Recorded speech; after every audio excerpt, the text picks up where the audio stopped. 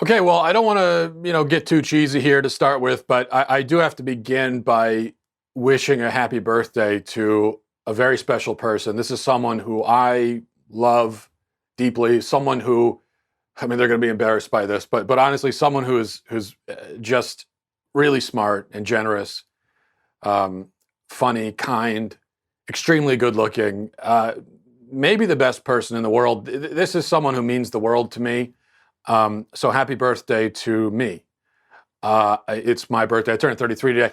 It's no big deal. I don't want you to think it's a big deal. Like don't even worry about it. It's not like you guys have to, send me presents and money or anything like that. I wouldn't want that. I mean, I'd take the presents and money if you send them to me. I would take them. But don't feel like you have to do that. It's really no big deal. It's just a birthday, so forget I said anything.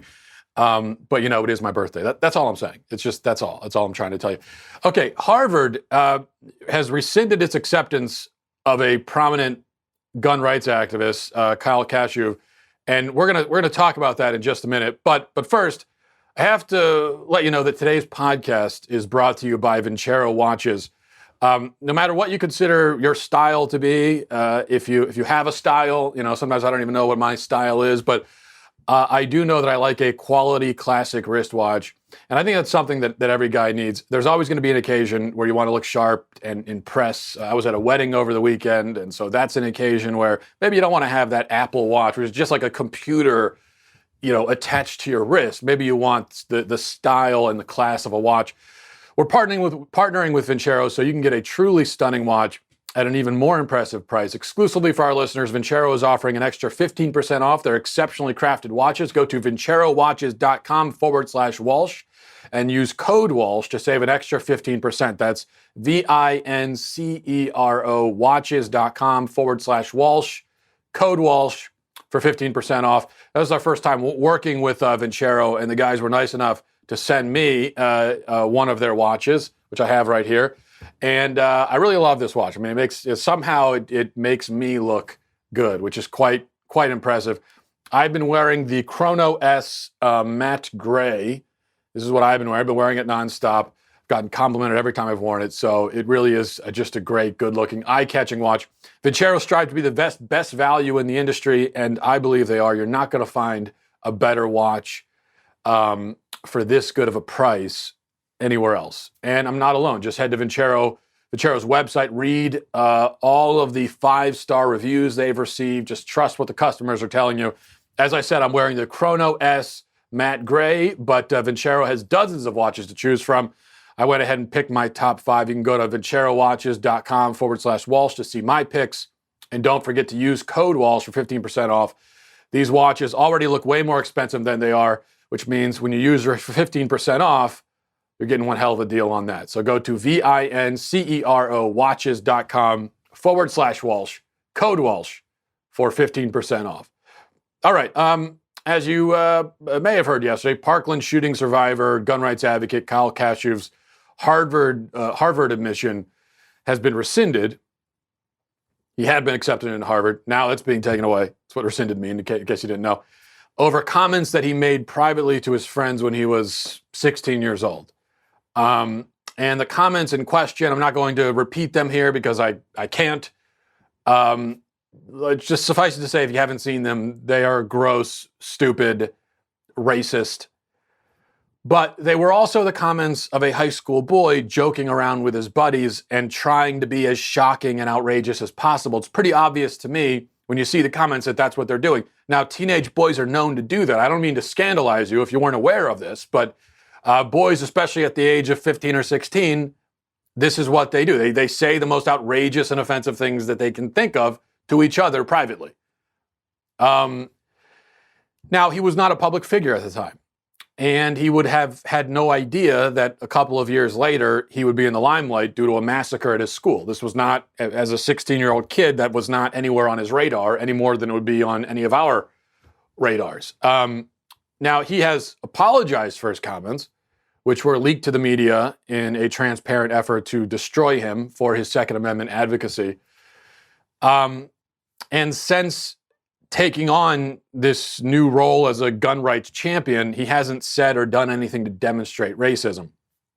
So when he says that he's changed and that he's not the same person that he was when he was 16, well, there's no evidence to dispute that claim because he hasn't done or said anything since we've known about him to indicate racism. Also, we know that in between the age of 16 and right now, he did experience a traumatic event. Like a school shooting is a traumatic event, and those kinds of events can have transformative effects on people. So when he says I've changed in the meantime, there's nothing absurd or unbelievable about that. In fact, it'd be kind of unbelievable if he hadn't changed, considering what he went through during the shooting. But despite his efforts to repair whatever damage the gross jokes he told to his friends, might have done to the people who were exposed to them 2 years later because of a coordinated effort to destroy his reputation, whatever damage that might have done, and despite his apology for that, he was still punished anyway. I think this move by Harvard is craven. It's nakedly partisan. Every sane person knows that Kyle's affiliation with the conservative movement weighed heavily against him. Would his admission have been revoked had he been an anti-Second Amendment advocate like his classmate David Hogg? Well, we can't know that for sure, but we have reasons to be suspicious. And the reason we have to be suspicious is that we know the rules are not applied equally. So one example people have been using, which I think is a good example, is you take the governor of Virginia. Now, the governor of Virginia, he had college yearbook photos, which surfaced months ago, showing somebody in blackface and somebody in a KKK hood. And he originally said, now remember, the way he originally responded to that was he said he wasn't sure. Like he wasn't sure which one, if he was in the picture or who he was. Yeah, maybe he wore a Klan outfit, maybe he wore blackface. He wasn't sure. Now, I can say definitively that I have never worn a Klan outfit or blackface. I can say that because I would remember doing that. The fact that Northam couldn't remember would seem to indicate maybe that either he's lying or he dressed that way so often that he can't remember who he was in the picture. But then later he denied it, but then he came out and said, okay, well, I wasn't that guy, but I did wear blackface at another point when I was dressing up like Michael Jackson for a talent show. He said he smeared a shoe polish on his face to look like Michael Jackson. Yet, Northam is still governor, despite the fact that he engaged in racist behavior and that he engaged in that racist behavior in his 20s when he was an adult, he's still the governor of Virginia. Now, if you want to miss the point, which a lot of people do these days, you could argue that, well, these two cases are unrelated. The Harvard admissions office has nothing to do with the governorship of Virginia, right? Governor, it's not like the people at Harvard can revoke or rescind the governorship from Northam. Also, governorships are a lot harder to revoke from someone than would be their acceptance to a college. But that's not the point. Harvard made its decision because of the relentless pressure placed on it by leftists and the media. Northam, on the other hand, survived his racism scandal because there was not that kind of pressure. Now, in the first couple of days after the blackface photo came out, you did have Democrats issuing statements and condemning Northam and so on and so forth. But you notice that, within 2 or 3 days, they moved on and they don't talk about it anymore. The media doesn't bring it up. They don't bring it up. They don't talk about it. Why is that?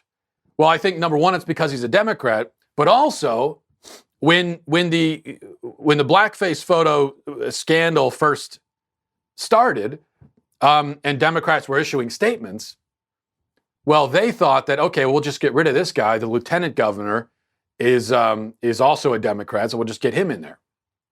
Also, lieutenant governor is a younger guy, he's a black guy. We'd prefer him over Northam anyway. So it was self-serving.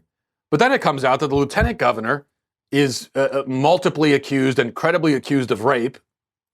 And then the third in command, the attorney general, comes out and admits that he also dressed in blackface as a younger man.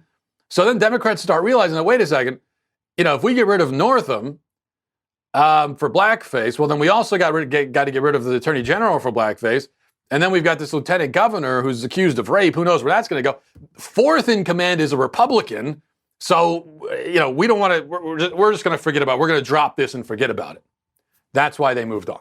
Because they never cared about the blackface thing. They never cared about the racism. It was all self-serving. And then they realized that it's not in their best interest, actually, to get rid of Northam. The best thing is just to move on from this and pretend it never happened. And that's what they've been doing. So it is selective outrage, of course. Now, if we were interested in developing a more consistent approach to these kinds of controversies, which I know a lot of people are not interested in that, but if we were, I would suggest that we take a few things into consideration anytime we have one of these controversies or scandals where offensive stuff from someone's past comes up. I think we should take a few things into consideration. Number one, how old was the person when they did or said the offensive thing? Number two, did they do or say the offensive thing publicly? Number three, were they public figures when they did or said the offensive thing? Kyle was 16. He said, or wrote actually, the things privately. He was not a public figure. All three of these factors, in my mind, would seem to call for grace and forgiveness. Northam was an adult. His behavior was not private. He did it in a talent show by his own admission. But he wasn't a public figure at the time either, and it happened a long while ago. So I can see an argument for letting Northam off the hook on this one. But I can't see an argument for letting Northam off the hook while holding Kyle to account. It seems that you only have the intellectual credibility to call for forgiveness for Northam if you also call for forgiveness for Kyle. There's no reasonable argument that can make Kyle the bigger bad guy here. You see, that's the problem. Now, for another comparison, consider Samantha Bee and Roseanne, okay? Bee called Ivanka Trump a feckless C-word on her show. Roseanne compared Valerie Jarrett to the Planet of the Apes. Both of these women are adults. Both made their comments publicly as adults in front of millions of people. Both were public figures at the time that they made their comments. Both should have known better. Both put their employers in a difficult position by their own choices. So there's a reasonable argument in favor of firing both of them. There is no reasonable argument in favor of firing Roseanne, but not Samantha Bee. Yet again, that's exactly what happened. Roseanne was punished. Her career's destroyed, kicked off her show, which was the #1 show on TV. Samantha Bee is even though nobody watches her show in the first place and nobody cares about her, she still didn't lose her job and her career is not destroyed. If anything, she actually benefited from that, and she has more credibility and street cred among leftists. So why is that? Well, of course, because Bee's a liberal. Roseanne is actually liberal too, but she's considered a conservative by default because she likes Trump. And that's all that matters in the end. Really, that's all that matters. But I think as I've thought more about this, with Kyle, I'm talking about his age and the fact that he wasn't a public figure, so on and so forth. I think that is part of the point, but maybe that's not even the main point here. Because I've been thinking over the last day, I know that the situation with Kyle having his acceptance revoked, it makes me very uncomfortable. And I'm trying to put my finger on what exactly makes me so uncomfortable about it. I've already mentioned a few of the things. And I know any liberal who's watching will say, oh, it's only because he's a conservative. That's why you're uncomfortable. You wouldn't care if he was a liberal. Well, that's just not true. Roseanne, as I said, when Roseanne was fired, I said, yeah, she probably deserved it.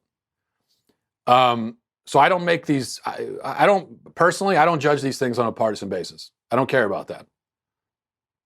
I'm looking for a more consistent way to evaluate these kinds of cases. So the thing, aside from age and all of that, because I agree that the age excuse does seem on the surface kind of weak, considering he was 16 at the time, but he's 18 now. So it's not like this was 25. It's not like he's 30 now, and he was 16 at the time, or 40. That was only 2 years ago.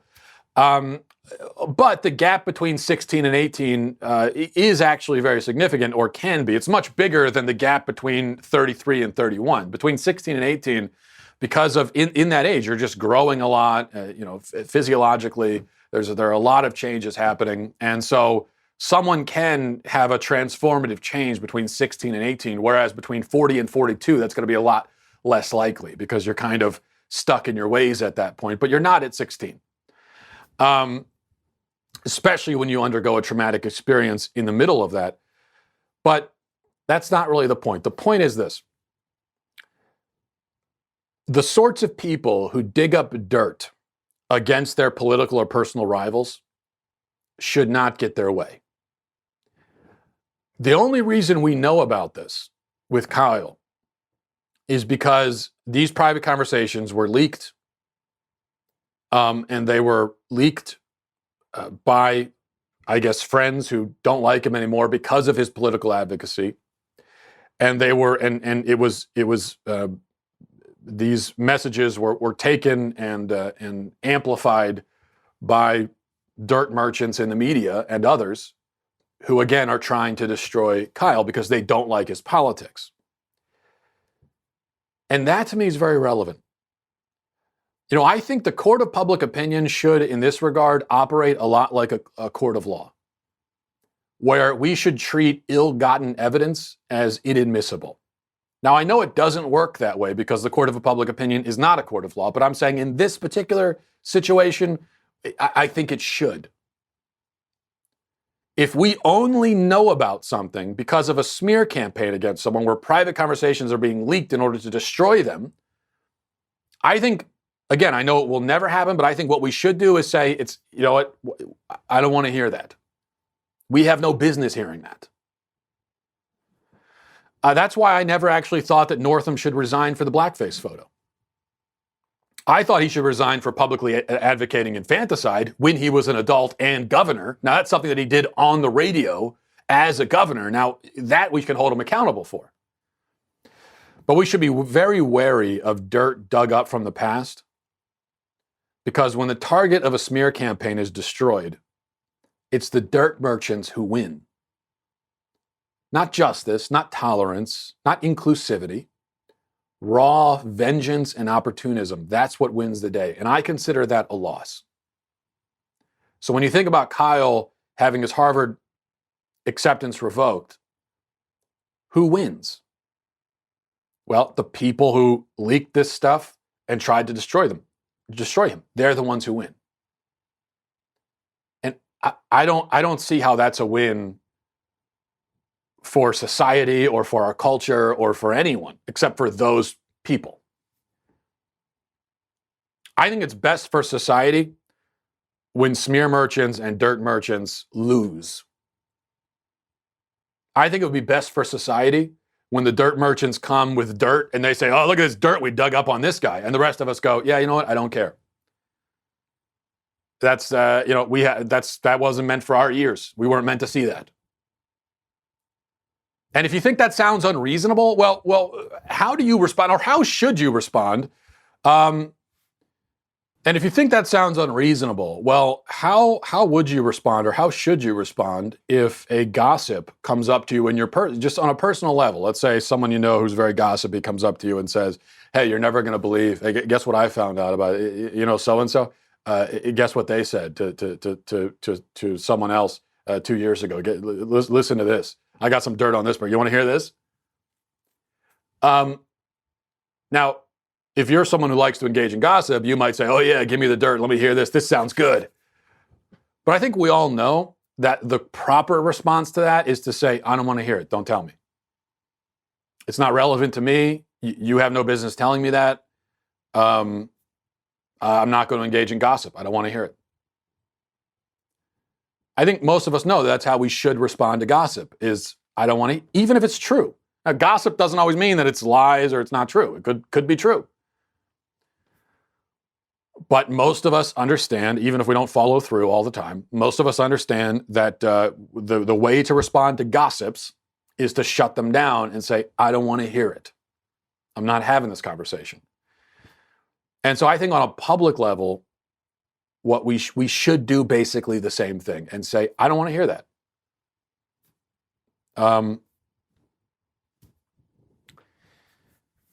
And that's what it comes down to for me. Is I don't like the fact that we are emboldening people like this. All right. Here's something else. Famous murderer O.J. Simpson is out of jail now and on Twitter. If you didn't hear, he sent out a tweet a few days ago announcing his arrival to the platform, and everyone responded with disgust. Oh, people say, "Oh, this is so gross. O.J. Simpson is tweeting now. He should be in prison. This is disgusting. You know, Twitter's a cesspool." That's what everyone said. But here we are 2 or 3 days later, and it will come as no surprise that OJ is still tweeting, and he now tweets to 700,000 followers. So while everyone pretended to be disgusted by OJ on Twitter, 700,000 of those people decided to follow him. And think about what following someone on Twitter means. It means that every time you sign on to Twitter, you want to see what this person is saying, right? You want to follow them around in cyberspace and hear everything they're saying. Whatever thoughts happen to pop into their head, you want to hear it. Whatever comes in their mind, you want to have immediate access to it. You want those thoughts posted in your feed so that you can see them right away. A shortcut. And 700,000 people so far want that kind of access to O.J. Simpson. A man who at this point is, now he's a famous football player. Before this, he was in Hollywood for a while. But the only reason he's really famous now, when you hear O.J. Simpson, first thing you're thinking is that he decapitated 2 people. And that's, but people wanted to follow this guy. The only reason I bring this up, I just can't think of a better, and it kind of relates to what I was just talking about, really. I can't think of a better encapsulation of our culture than this. Or everyone pretends like, oh, I'm so outraged, O.J. Simpson, I'm so outraged, this guy. And then all these people go, it's like, yeah, but I'll follow him anyway. You know, I mentioned this on Twitter a couple days ago, and people told me, well, I follow him so that I can be up to speed. Or I follow him so that I can see what crazy and stupid things he's tweeting. And you see, that's exactly the problem. First of all, why do you need to be up to speed on what O.J. Simpson is saying? We've got this culture now of people feeling like they need to be in the loop, no matter what the loop is. Never stopping to think, is this a loop that I actually need to be in or want to be in? How is my life going to be enriched by this? How is this actually going to make my day better or my life better? We've got this obsession with being informed without any care for the relevance or the quality or importance of that information. That's one of the reasons why when people talk all the time about, we need to be more informed. People aren't informed enough. No, people are informed enough. People are informed too much, probably.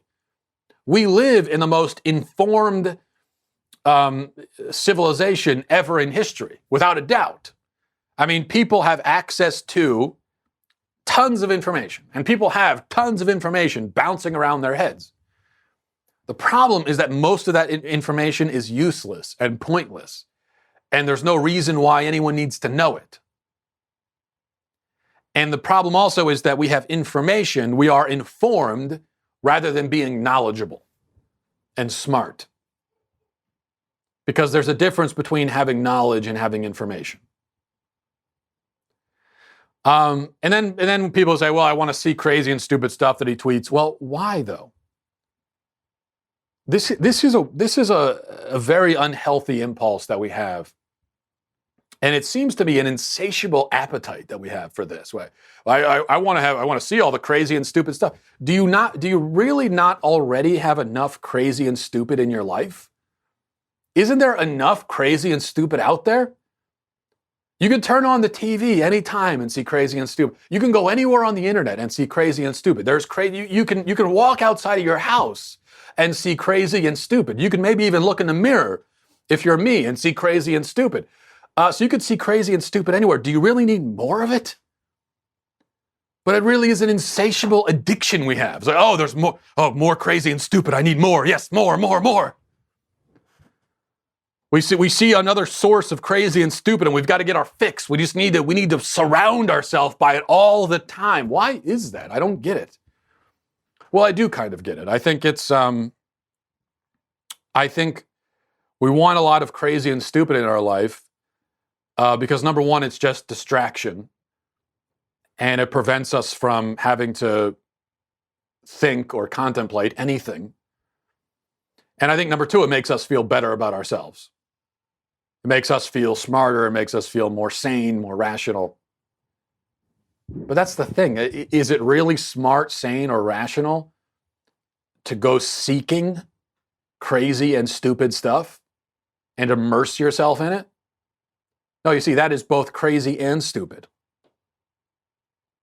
So in our efforts to make ourselves feel better for not being crazy and stupid, we have actually become crazy and stupid. That's the moral of the story. Sounds like an Aesop's fable or something like that.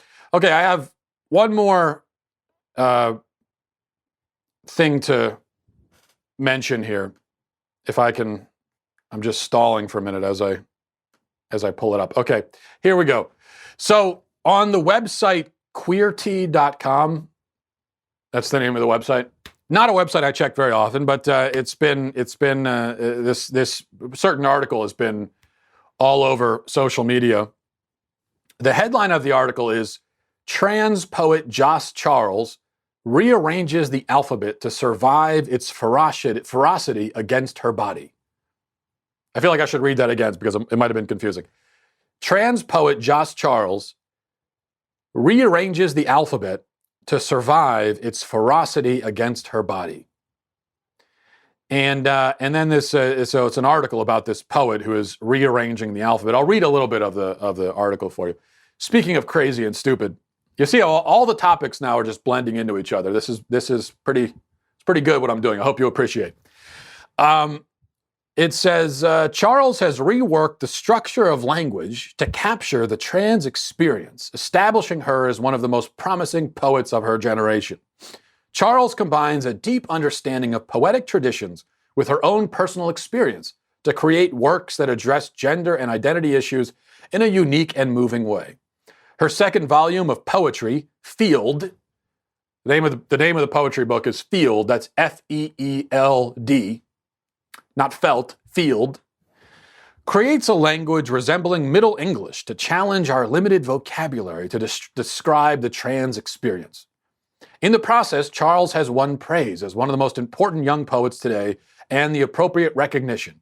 Field was chosen by The New Yorker as one of the best poetry books of 2018.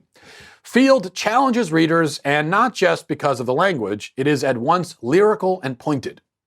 Here's a couple of lines they give us from the poetry book. Here's a line. Did you know not a month goes by, a tran I know doesn't die? And that's you spelled with just the letter U, no spelled K-N-O, month spelled M-O-N-T-H-E, and by spelled B-Y-E. And then some more lyrics here. Gender is not the tran organe.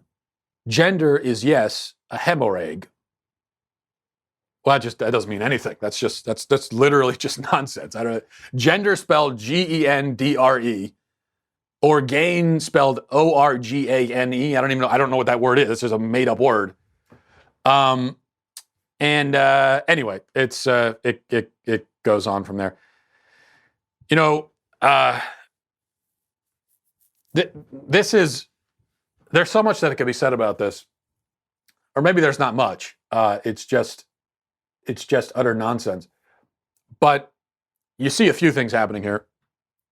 Number one, we see the continued disintegration of language, of poetry, of art, where something like this gimmicky, ridiculous, nonsensical garbage is named, one of the poetry, or this person, one of the poets of the year, poetry of the year, whatever it was. But you also find, here's what jumps out at me. is, and we can't lose sight of this, it's the incredible arrogance of this person, of the left, especially of gay activists, trans activists. This person is saying, "Oh, you know what? The regular language isn't good enough for me." Regular language. I mean, there are thousands of words in the English language. It just doesn't capture my experience. My experience is so transcendent and so beautiful and so deep and perplexing and wonderful that there's just no. I have to invent new words for it. And even regular words that already exist, it's beneath me to use those words. I'm going to rearrange the letters because that's for the plebes, That's for the peasants to use regular words. And I need new words. That's really what's going on here. It's just incredible arrogance that you find. I'm so constrained by the alphabet. I've lived 33 years of life, because it is my birthday, by the way. I don't know if I mentioned that. I've lived 33 years of life, and I have been able to express everything I've wanted to express using the regular alphabet and regular words. Just everyone I know has been able to do that. Almost everyone in the world has been able to do that. And but not you, of course. You need special words. You need special words. Now, because everything needs to be special for you, because you're so special. All right. Let's move on to some emails. mattwalshshow@gmail.com. mattwalshshow@gmail.com. This is from Peter. Says, Matt, I think I caught you in an inconsistency. You say that you think people have the right to burn the flag because it's free speech, but you've also previously said that you think pornography should be banned. I know those two things are not the same, but how can you be a free speech advocate with one and not the other? Yesterday, it seemed like you were taking a free speech absolutist position, but your previous statements reveal that you are not a free speech absolutist. How do you explain the contradiction? Yeah, we talked about yesterday about the burning the flag issue. I said it's free speech. I have said in the past that I think porn should be banned. So that's a good point. That's a good thing to bring up. Did you catch me in a contradiction? I don't think you did. And let me explain the difference. I think when deciding whether something is covered by free speech, we need to consider two things, all right? Number one, is the thing in question speech? Okay, in order for it to be free speech, it has to actually be speech. Is the primary point of the thing in question to convey a coherent message? Right? That's what speech is. That to me is speech. It is conveying a message. That's speech. So if someone is arrested for, for instance, urinating in public, well, they can't claim free speech because the primary point of urinating is not to convey a message. Okay, you're not trying to get a message across when you urinate. You're just doing it because you have to. So that's not free speech. It is speech, in my mind, even if it doesn't involve spoken or written words. If the people who witness it can see it and say, okay, yeah, I get the message.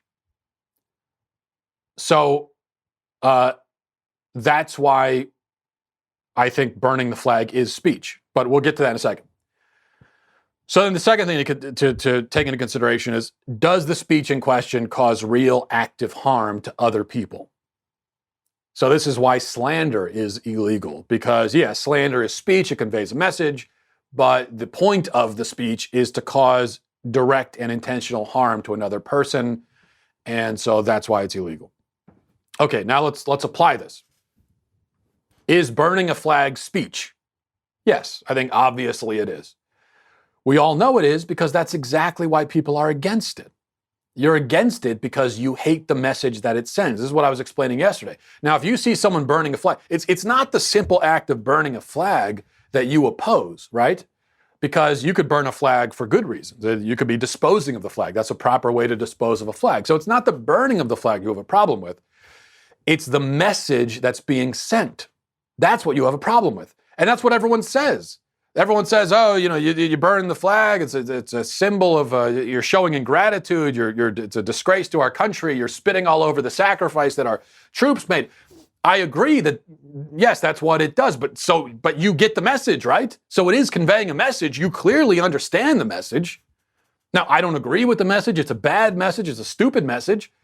It's an offensive message, but it is a message. So it is speech. In the same way, on the opposite end, if someone flies a flag, we all understand the message they're sending. They're saying, I love America. I'm proud to be an American. We all get that. We know that's the message. We all understand that. Burning the flag is the opposite message. We all get that too. Is pornography speech? I would say no. What message is being conveyed by two people having sex? If you watch a guy burn a flag for 2 seconds, you know exactly what he's trying to say. If you see two people having sex, what are they saying? What message are they trying to send you? What ideas are they expressing?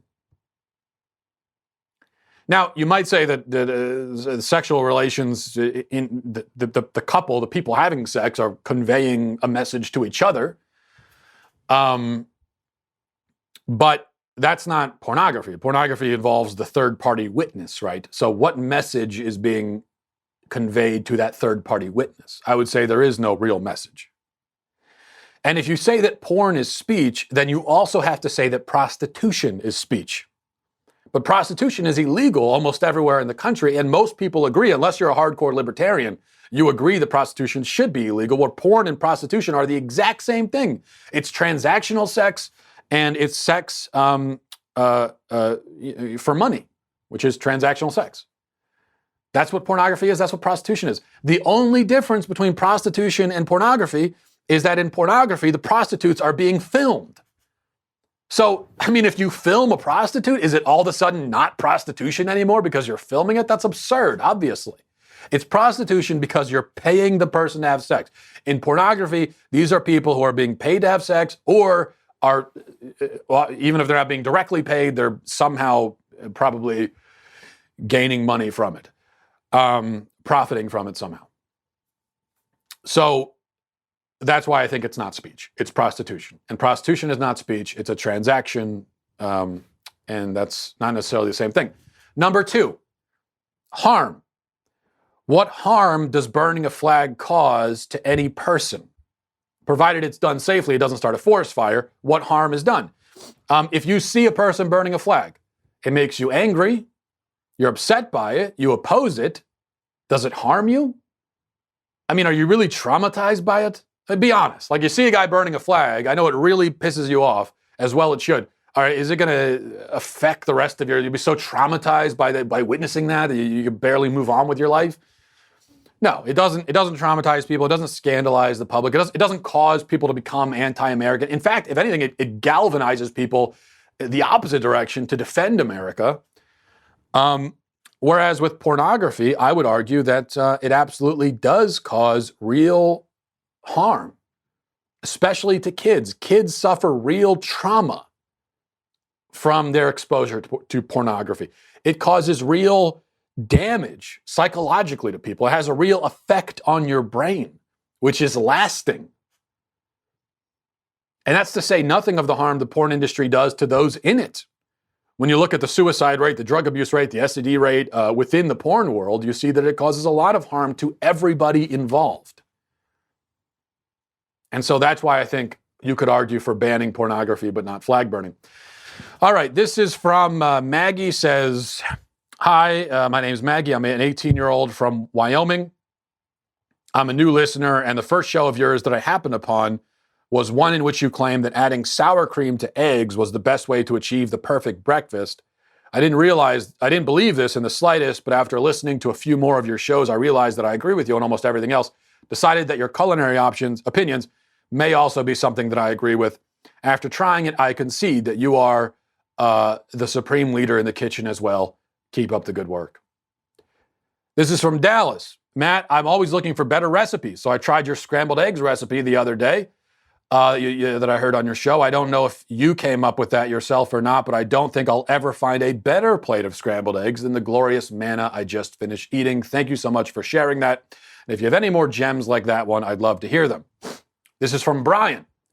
Salutations, future theocratic dictator, overlord of this realm and any other realm inhabitable by human beings. I want to start this email out by saying that I have no culinary experience whatsoever. I'm a notorious egg burner. After listening to your podcast and your recipe for fluffy scrambled eggs, I decided to give it a shot. I went to the grocery store, picked up butter, not milk, and sour cream. I did everything according to your explanation, and eureka! Breakfast was served, and it was amazing. I managed to not burn the eggs and ruin Sunday breakfast as well. My girlfriend and I started calling the recipe huevos a la Walsh. Anyway, thank you again, and keep up the amazing podcast. That's a small sample of the emails that I got extolling the virtues of my scrambled egg recipe, which I shared on the show a couple of days ago. And if you missed it, you have to go back and find it. But I really did. I think I did change a lot of people's lives because so many people have been making scrambled eggs incorrectly and humiliating themselves and all of mankind by serving up burnt, crispy, disgusting flakes of eggs that they call scrambled eggs. No fluffiness, no flavor. So many people have been doing this, so I decided to finally share the proper scrambled eggs recipe. And anyway, those are just some of the reviews. That's all. All right, let's do one more. This is from Jasmine. Says, Matt, since you're a Christian, I wanted to ask you a question that's been nagging me. As you may know, in Acts 4:32 through 35, it says, now the multitude of those who believed were of one heart and one soul. Neither did anyone say that any of the things he possessed was his own, but they had all things in common. And with great power, the apostles gave witness to the resurrection of the Lord Jesus, and great grace was upon them all.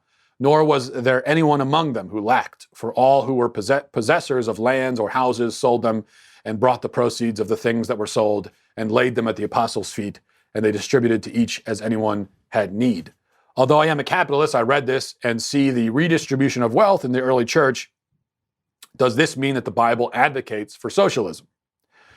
Jasmine, no, that doesn't mean that it's socialism, because notice one element at play: choice. The early Christians chose to live that way. This is not socialism. That's the opposite of socialism. Socialism is compelled by the state. The state comes in, takes charge, takes what it wants, redistributes. That's what socialism is all about. What you find there are people who choose to live a certain way. Personally, I'm a huge critic of socialism, but I think it's great when people share, when they help less fortunate, when they give to charity, when they live simple lives. I'm a big fan of that. But I just think people should choose that. And so that's free market. It's free. People are living how they want to live, doing what they want with their own money. By the way, why doesn't the Bible call for a giant welfare state? Well, I think for one thing, God knows that the governments are corrupt, and so when you give them too much money and too much power, horrible things are going to happen, as we have seen play out with socialist governments over the last 100 years or so. But even more importantly,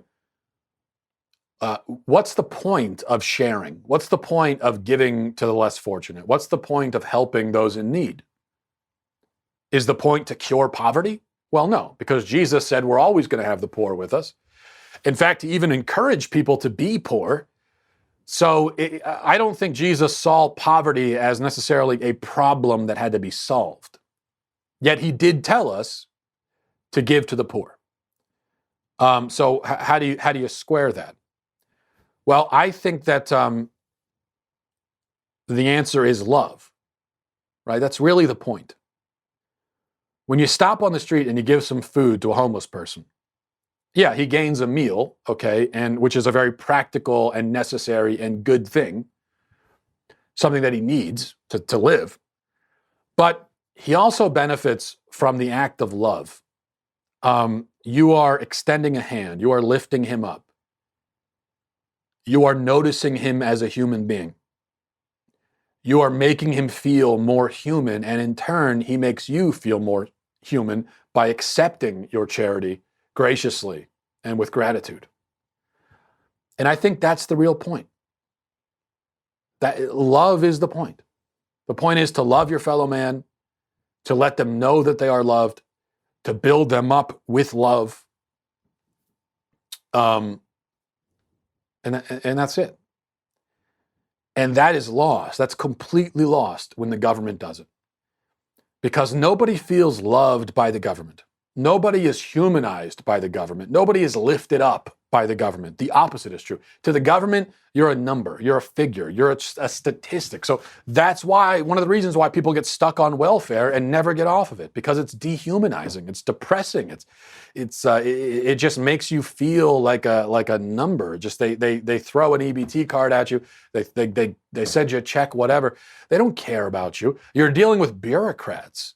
And bureaucracy doesn't care about you, doesn't look at you like a person, isn't concerned about you.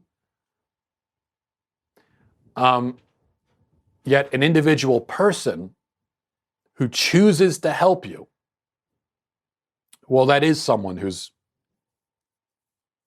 that is when you feel the love, as it were. So I think that's the difference. And we will leave it there. Thanks everybody for watching. Godspeed. Hey everyone, I'm Andrew Klavan, host of The Andrew Klavan Show. What Harvard did to pro-freedom activist Kyle Kashuv sucks. And if you make excuses for Harvard, you suck. But then the truth is, Harvard isn't Harvard anymore. Just like the New York Times isn't the Times and Disney isn't Disney. These once great institutions are just the skins of their former selves being worn by an alien being named leftism. We'll talk about it on The Andrew Klavan Show. I'm Andrew Klavan.